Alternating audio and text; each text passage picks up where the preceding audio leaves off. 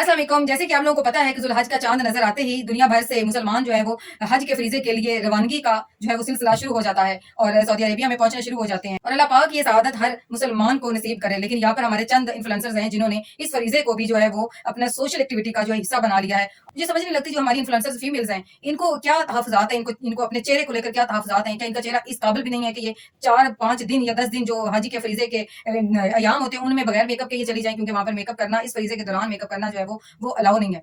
और ना ये घर में पड़ी हुई कोई घरेलू फीमेल है या हाउस वाइफ या हाउस वुमेन है कि इनको जो है कभी कभार बाहर जाने का मौका मिला है तो उन्होंने फटाफट से नहीं ये देखा कि वो कोई फंक्शन है या कोई हज है, या यहाँ पर रहकर जो कम मेकअप करती थी वहां जाकर उन्होंने डबल ट्रिपल किस्म का इतना हार्ड मेकअप कर लिया है, कोई इतना कार्टून टाइप या और अजीबोगरीब उनकी जो है वो मसनूई सी शक्ल बन गई है। हमारी जितनी भी ये इन्फ्लुएंसर्स हैं सोशल मीडिया की, इनका साल में को एक लम्हा भी नहीं होता होगा जब इनके चेहरे से मेकअप उतरता होगा।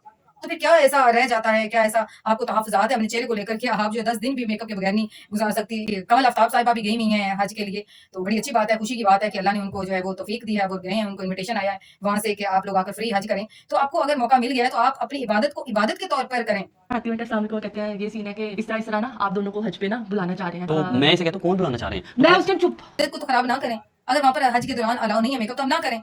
या आपका चेहरा इस काबिल नहीं है कि उस पर कोई, आजकल तो इतनी तरह तरह के फिल्टर हैं, आपका पूरा चेहरा वो जो है वो चेंज कर देते हैं।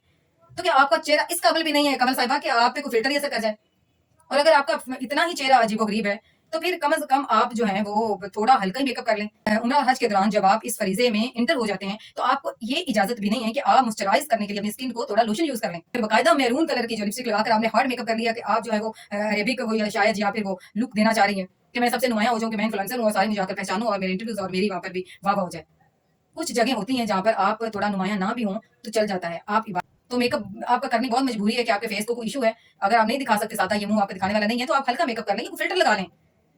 वैसे तो फिल्टर भी जो चेहरा थोड़ा बहुत ठीक होता है उसी पे फिट आता है। फिल्टर का मतलब ये है कि चेहरे को सीधा पतला करना, इसका मतलब ये नहीं होता कि टोटली आपको जो है वो खूबसूरत बना देगा। फिल्टर भी खूबसूरत जो ऑलरेडी चेहरा होता है उसी को फिल्टर करके तो उसको और मजीद खूबसूरत बना देता है। तो मेरी बहन, आप अगर इबादत करने गई हैं तो उसको इबादत ही रहने दें, और अगर आपको इतने तहफ़्फ़ुज़ात हैं तो आप खुदारा इस फरीजे को जो है वो खराब ना करें और दुनिया भर में जो है वो हमारे हज जैसे एक पाक फरीजे का जो मजाक ना बनाएं। अगर आपका फिर भी गुजारा नहीं है बगैर मेकअप के तो फिर आप कम से कम हज के दौरान आप अपना मेकअप वॉश कर लें, लेकिन वापस आकर आप जब अपने होटल में अपने रूम में वापस आई हैं तो अपने आपके जो स्पॉन्सर्स हैं उनके सामने आप मेकअप करके तो जो आपकी एक्टिविटी है वो जारी रख सकती हैं। लेकिन कम से कम हज के फरीजे के दौरान आप अपने फेस को जो है वो फ्रेश रखें और नेचुरल रखें, तो कोई इशू नहीं है कि आप खूबसूरत नहीं लगेंगी, तो कोई कमी नहीं आ जाएगी।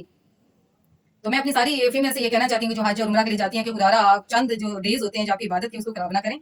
तो चेहरे का जो नेचुरल ब्यूटी है, जो नेचुरल आपका फेस है ना, उसके साथ ही अल्लाह ने इबादत कुछ जो मखसूस की हुई है तो उनको वैसे ही कायम रहने दें। बहुत शुक्रिया, सलामत रहें।